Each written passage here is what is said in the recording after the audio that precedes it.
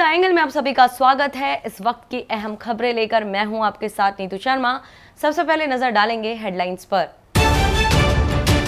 अलविदा ऋषि कपूर, मुंबई में गमगीन माहौल में बेटे रणवीर ने दी मुखाग्नि। पीएम नरेंद्र मोदी, राहुल गांधी और मुख्यमंत्री अशोक गहलोत सहित कई नेताओं ने जताया शोक। प्रदेश में कोरोना संक्रमितों की संख्या पहुंची 2,500 पार। जोधपुर में हालत गंभीर, देश में पॉजिटिव मरीजों की संख्या 33,500 पार। मुख्यमंत्री अशोक गहलोत ने दी सरकारी कर्मचारियों को राहत, अप्रैल महीने के वेतन में नहीं होगी कटौती। और कोरोना की लड़ाई में जरूरतमंदों की मदद में आगे आए लोग। रॉयल ग्रुप संस्था ने मुख्यमंत्री राहत कोष में दिए 2,21,000 का चेक। जाने माने अभिनेता ऋषि कपूर का मुंबई के एक अस्पताल में निधन हो गया। वे 67 वर्ष के थे।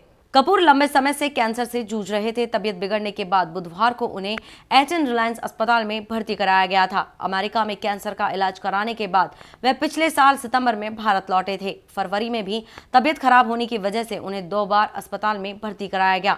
सबसे पहले अभिनेता अमिताभ बच्चन ने ट्वीट कर उनके निधन की जानकारी दी। ऋषि कपूर का मुंबई में अंतिम संस्कार कर दिया गया। लॉकडाउन के इस माहौल में सिर्फ 20 लोग ही उनकी अंतिम यात्रा में शामिल हुए। ऋषि कपूर के निधन से बॉलीवुड, राजनेता और खेल जगत से जुड़े लोगों ने संवेदना प्रकट की है। प्रधानमंत्री नरेंद्र मोदी और कांग्रेस के पूर्व अध्यक्ष राहुल गांधी, राजस्थान के मुख्यमंत्री अशोक गहलोत और चिकित्सा मंत्री डॉक्टर रघु शर्मा ने गहरा शोक व्यक्त करते हुए गहरी संवेदना जताई। कांग्रेस के पूर्व अध्यक्ष राहुल गांधी ने अर्थव्यवस्था और स्वास्थ्य क्षेत्र के विशेषज्ञों के साथ बातचीत की अपनी श्रृंखला शुरू की है। इस श्रृंखला के तहत उन्होंने भारतीय रिजर्व बैंक के पूर्व गवर्नर रघुराम राजन से वीडियो कॉन्फ्रेंसिंग के जरिए चर्चा की। राहुल गांधी ने राजन से कोविड-19 के कारण भारतीय अर्थव्यवस्था पर पड़ने वाले असर से लेकर सत्ता के केंद्रीकरण को लेकर राजन से सवाल पूछा। कांग्रेस नेता ने राजन के जवाब से पीएम नरेंद्र मोदी की नीतियों पर सवाल भी खड़े किए। राहुल ने राजन से उन सवालों के जवाब पूछे जिसके जरिए कांग्रेस लगातार पीएम मोदी को घेर रही है। राहुल गांधी ने जब अचानक लॉकडाउन के बारे में पूछा तो रघुराम राजन ने कहा कि पहले चरण का लॉकडाउन का ज्यादा असर नहीं पड़ा। उन्होंने कहा कि इस दौरान सभी गरीब लोगों को भोजन दिया जाना चाहिए था। पूर्व गवर्नर ने कहा कि इस समय गरीब लोगों की मदद करना बेहद जरूरी है। इसके लिए सरकार को करीब 65,000 करोड़ रुपए खर्च करने होंगे। कांग्रेस के वरिष्ठ नेता पी चिदम्बरम ने कई पूंजीपतियों के कर्ज पट्टे खाते में डालने से जुड़ी रिपोर्ट को लेकर ट्वीट किया है। उन्होंने कहा कि भारतीय रिजर्व बैंक को नीरव मोदी, मेहुल चोकसी और विजय माल्या जैसे भगोड़ों से कर्ज की वसूली के लिए कदम उठाना चाहिए। पूर्व वित्त मंत्री ने यह भी कहा कि इन लोगों से कर्ज वसूल करने के लिए मौजूदा नियमों में बदलाव भी किए जा सकते हैं। चिदम्बरम ने ट्वीट किया कि कर्ज माफी या बट्टे खाते में डाले जाने पर बहस अव्यवहारिक है। इससे नीरव मोदी, मेहुल चोकसी और विजय माल्या जैसे लोग खुश होंगे। नियम इंसानों ने ही बनाए हैं। अगर कोई नियम बनाया जा सकता है तो उसे खत्म भी किया जा सकता है। भारत और दुनिया में कोरोना वायरस से संक्रमित मरीजों की संख्या में लगातार बढ़ोतरी हो रही है। दुनिया में अब तक 32 लाख से अधिक लोग इससे संक्रमित हो चुके हैं और 2.5 लाख लोगों की मौत हो चुकी है। भारत में कोरोना संक्रमितों की संख्या में लगातार वृद्धि होती जा रही है। अभी तक देश में संक्रमण के कुल 33,500 मामले आ चुके हैं। इनमें 23,651 एक्टिव केस हैं, जबकि शेष का इलाज चल रहा है और 8,500 से अधिक लोग ठीक हो चुके हैं। कोरोना से 1,000 से अधिक लोगों की मौत हो गई है। राज्यपाल कलराज मिश्र ने वीडियो कॉन्फ्रेंसिंग के माध्यम से प्रदेश के विश्वविद्यालय के कुलपतियों से बातचीत की। कोरोना के दौरान लॉकडाउन को देखते हुए 10 अप्रैल को उच्च शिक्षा पर एक टास्क फोर्स का गठन किया गया था। इस टास्क फोर्स ने समय समय पर वीडियो कॉन्फ्रेंस के माध्यम से बैठकें कर वर्तमान में विश्वविद्यालयों में इस शिक्षण, प्रशिक्षण और परीक्षाओं के संचालन पर अनुशंसाएं तैयार की थी। टास्क फोर्स ने वीडियो कॉन्फ्रेंसिंग के जरिए राज्यपाल को उच्च शिक्षा के संबंध में हुई प्रगति के बारे में बताया। प्रदेश की अशोक गहलोत सरकार ने खाली पड़े सरकारी खजाने को भरने की कवायद शुरू कर दी है। इसके तहत राज्य सरकार ने अतिरिक्त आबकारी शुल्क में बढ़ोतरी कर दी है। राज्य के वित्त विभाग ने इसको लेकर 2 अहम आदेश जारी किए हैं। दोनों ही आदेश के बाद शराब महंगी हो जाएगी। इससे शराब के शौकीन लोगों को अब शराब पीना महंगा पड़ेगा। सरकार ने नियमों में संशोधन कर यह आदेश निकाले हैं। वित्त विभाग की ओर से जारी आदेश के अनुसार पहले आदेश में भारत में निर्मित विदेशी शराब पर अतिरिक्त आबकारी शुल्क में बढ़ोतरी की गई है। इसे 20% से बढ़ाकर अब 35% कर दिया है। इसमें 15% की बढ़ोतरी कर दी गई है।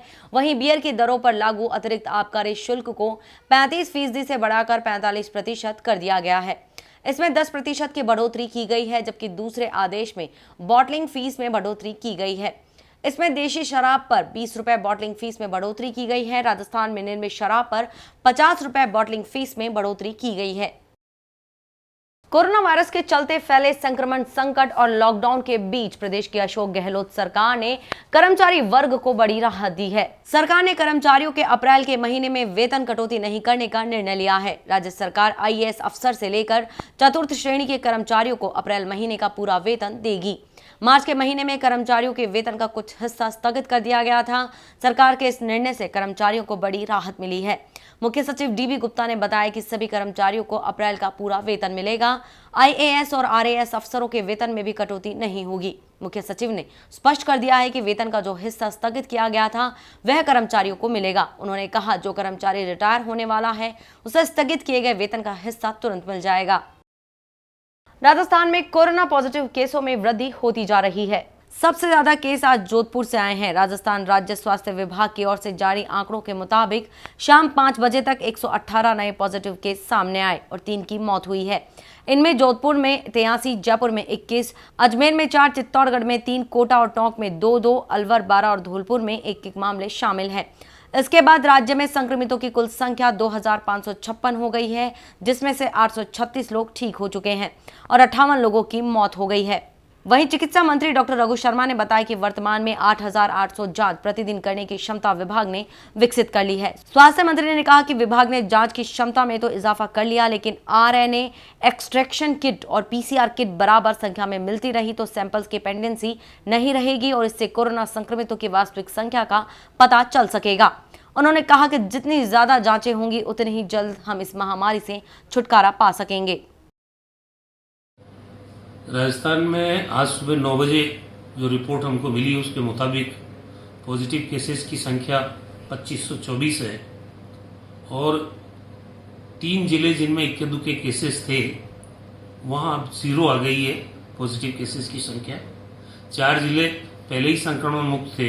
इस तरह से राजस्थान में कुल 7 जिले ऐसे हैं जहां पर अभी संक्रमण का एक भी मरीज नहीं है और 7 जिले ऐसे हैं जहां पर 100 से ज़्यादा पॉजिटिव केसेस हैं और बाकी 19 जिले हैं जहां इक्के दुक्के केसेस आज भी पॉजिटिव केसेस के रूप में है, लेकिन वो रिकवरी फेज में है।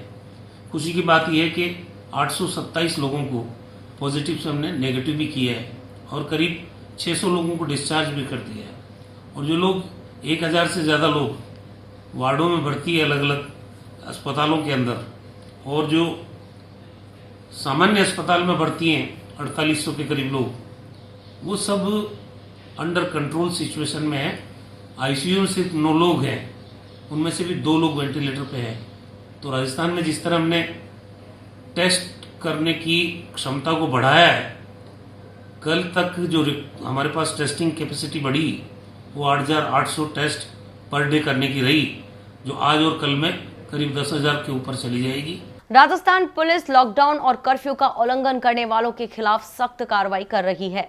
अतिरिक्त महानिदेशक पुलिस अपराध बीएल सोनी ने बताया कि पुलिस ने अब तक 4096 लोगों के खिलाफ विभिन्न धाराओं के तहत 1810 मुकदमे दर्ज किए हैं। पुलिस ने सोशल मीडिया के दुरुपयोग के मामले में प्रभावी कार्रवाई करते हुए अब तक 182 मुकदमे दर्ज कर 255 लोगों के खिलाफ मामले दर्ज किए हैं। अतिरिक्त महानिदेशक पुलिस अपराध बीएल सोनी ने बताया कि कारण घूमते पाए गए 2 लाख से अधिक वाहनों का चालान कर 3 करोड़ 63 लाख रुपए से अधिक जुर्माना वसूल किया गया है। जब से लॉकडाउन शुरू हुआ है तब से राजस्थान पुलिस द्वारा लॉकडाउन और कर्फ्यू और अन्य जितने भी प्रोहिबिटरी ऑर्डर्स हैं उनकी पालना में सख्त कार्रवाई की जा रही है। अब तक 1810 मुकदमे आईपीसी, डिजास्टर मैनेजमेंट एक्ट और एपिडेमिक एक्ट और अन्य जो धाराएं हैं उसमें दर्ज किए गए हैं। 4096 लोगों के खिलाफ सोशल मीडिया का दुरुपयोग काफ़ी मात्रा में हो रहा था, उस पर सख्ती से कार्रवाई की जा रही है। एडीजी, एटीएसएन, एसओजी को इनके नोडल अधिकारी बनाया गया है, वो भी इसके ऊपर पूरा ध्यान दे रहे हैं। अब तक 182 मुकदमे 255 लोगों के खिलाफ दर्ज किए गए हैं। कुल 10,500 से ज़्यादा व्यक्तियों को प्रिवेंटिव अरेस्ट किया गया है सीआरपीसी के तहत। तो अगर हम कुल मिला के देखें तो करीब 15,000 से अधिक लोगों को विभिन्न मुकदमों में और प्रिवेंटिव अरेस्ट में गिरफ्तार किया गया है। अगर वाहनों की बात करें तो अब तक 2,24,000 वाहनों का चालान किया गया है, 1,14,000 वाहनों को जब्त किया गया है और 3,63,00,000 रुपए का जुर्माना वसूल किया गया है। कालाबाजारी के अब तक 113 मुकदमे दर्ज किए गए हैं, जिसमें कि जो एसेंशियल कमोडिटीज़ हैं उनको इन्फ्लेटेड प्राइस पे बेचते हुए लोगों को पकड़ा गया, उनके खिलाफ मुकदमे दर्ज किए गए। रॉयल ग्रुप ने कोरोना पीड़ितों की सहायता के लिए मुख्यमंत्री सहायता कोष में 2,21,000 रुपए का चेक जयपुर जिला कलेक्टर जोगाराम को दिया। यह चेक रॉयल ग्रुप के एडमिन रविंद्र सिंह ने जिला कलेक्टर को दिया। रविंद्र सिंह के साथ शेर सिंह सिंगोद, हर्षवर्धन सिंह और दीपक सहित अन्य गणमान्य लोग उपस्थित रहे। रॉयल ग्रुप कोरोना के समय में जरूरतमंदों की सहायता के लिए काम करता है। ग्रुप जरूरतमंद लोगों को निःशुल्क खाना वितरित करता है। संस्था यह काम जब से लॉकडाउन शुरू हुआ है तब से निरंतर लोगों को निःशुल्क भोजन देती आ रही है। संस्थापक रॉयल ग्रुप, आज मेरे रॉयल ग्रुप के भाइयों के साथ में मैं आज कलेक्टर साहब जोगाराम जी के पास आया हूं और हमारी संस्था की तरफ से आज 2,21,000 रुपये का चेक मुख्यमंत्री सहायता कोष में दिया गया है। रॉयल ग्रुप सर्व समाज के लिए काम करता है और हमारे रॉयल ग्रुप के जो सदस्य हैं वो सभी जब से लॉकडाउन शुरू हुआ है तब से लगा के अभी तक सर्व समाज में काम कर रहे हैं, चाहे वो खाने का कार्य हो, वितरण करने का, चाहे मास्क का कार्य हो, चाहे मकानों में सैनिटाइज करने का कार्य हो। रॉयल ग्रुप के हमारे सभी भाई अपनी तरफ से पूरा इस सामाजिक इसमें योगदान कर रहे हैं। इसके अलावा जो कोरोना जैसी महामारी आज हमारे देश के अंदर फैली है उसके लिए भी सभी को हमारे जो ग्रुप के सदस्य हैं वो जागरूक कर रहे हैं। बहुत बहुत धन्यवाद। राजपुरोहित समाज के आराध्य देव संत खेताराम जी महाराज की 36वीं पुण्यतिथि श्रद्धापूर्वक मनाई गई। राजपुरोहित समाज हुबली के चेयरमैन हनुमान सिंह मायलावास के सानिध्य में हुबली के रामदेव भवन में श्रद्धापूर्वक मनाई गई। इस दौरान सामाजिक दूरी का पालन भी किया गया। श्री खेताराम जी महाराज की 36वीं पुण्यतिथि पर दीप प्रज्वलित किए और मानव मात्र के कल्याण की प्रार्थना की गई। खेताराम महाराज से भारत को पूर्ण रूप से कोरोना वायरस से मुक्त हो जाने पर और गौहत्या पर पूर्ण प्रतिबंध लगने की प्रार्थना की गई। प्रेम सिंह राजपुरोहित ने जानकारी देते हुए बताया कि इस मौके पर हुबली राजपुरोहित समाज के चेयरमैन हनुमान सिंह जी मायलावास, कोषाध्यक्ष प्रहलाद सिंह अर्थंडी, सह सचिव धनराज सिंह रूपावास व राजपुरोहित समाज के गणमान्य लोग उपस्थित थे।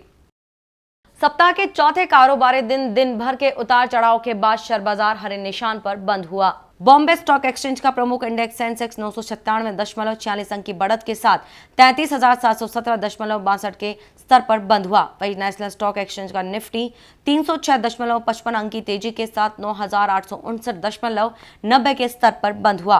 Tata Motors, UPL, ONGC, Vedanta limited, Hindalco, Infratel और गेल के शेयर हरे निशान पर बंद हुए। वहीं हिंदुस्तान यूनिलीवर, सन फार्मा, सिप्ला और आईटीसी के शेयर लाल निशान पर बंद हुए।